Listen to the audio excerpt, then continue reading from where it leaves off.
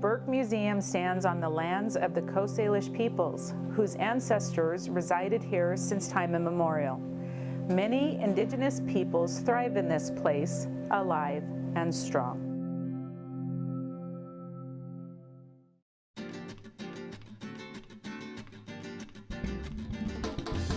The Burke Museum is the oldest museum in Washington. It was started in 1883, and we now have 16 million objects that are from biology to fossils and our culture, especially objects of Northwest Coast native art and archaeology.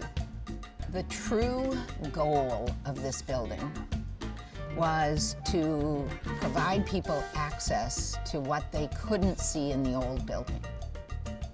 I said, I'm imagining that there'll be windows and that it will just be transparent.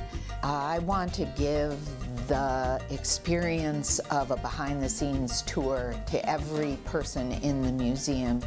This is a museum that's all about transparency and all about clarity. It's about the soul of the building. Well, as soon as she said something about looking through a building, immediately that raised all sorts of issues of transparency and porosity. Sometimes I refer to it as the Swiss cheese kind of analogy, where there's a bunch of holes in different places. Now, those holes are somewhat strategically located to be transparent, but it's also supposed to be protective. When we turned the museum inside out, our goal was to remove the barriers that have existed in the past and reveal the inner workings of what it is that we do here and bring people closer both to our process and make all of our collections more accessible to the public.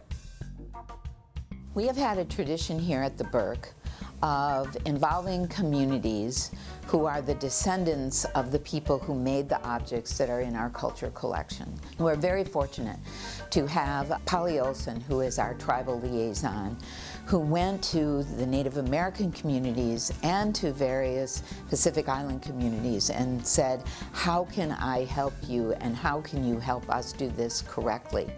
To be the tribal liaison for a museum of natural history and culture is really a new leadership for a museum, to actually have a conversation about living culture around the traumas that museums have imposed upon Indigenous communities, and changing those conversations to be a conversation of healing, a conversation of cultural resilience. Bringing tribes and communities in, we're able to add another layer of information that has never been accessed or shared, that can be carried on for future generations to access. In the past, museums have always privileged the objects, and so that's why they're dark. And we finally said, and I said, why are we privileging the object? Let's privilege the visitor. So Tom Kundig, our architect, put skylights right down the middle of the central seam of the building and pours light down the middle. The design of this building really captures two halves of the Burke identity. It feels very orderly, it's very clean, and that's very much a part of our process of caring for collections. And at the same time, it really reveals the guts of the building. You see the ductwork, you see the exposed beams, and that's 100% what we're doing as we bring you into the process. Thank you so much for this amazing award. I want to thank the Department of Archaeology and Historic Preservation staff for nominating us, and the State Historic Preservation Officer for giving it to the Burke Museum. There are so many people who helped us build this building and create this cultural amenity.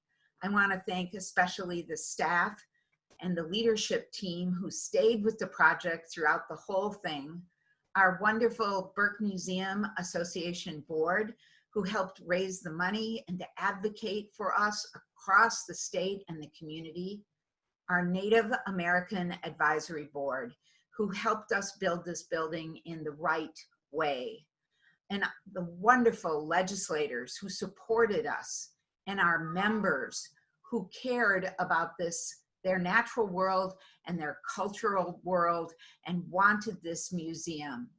The people of Washington, we hope you have a chance to come and see this building as soon as we reopen, and especially the heritage community who is the sponsors of these awards.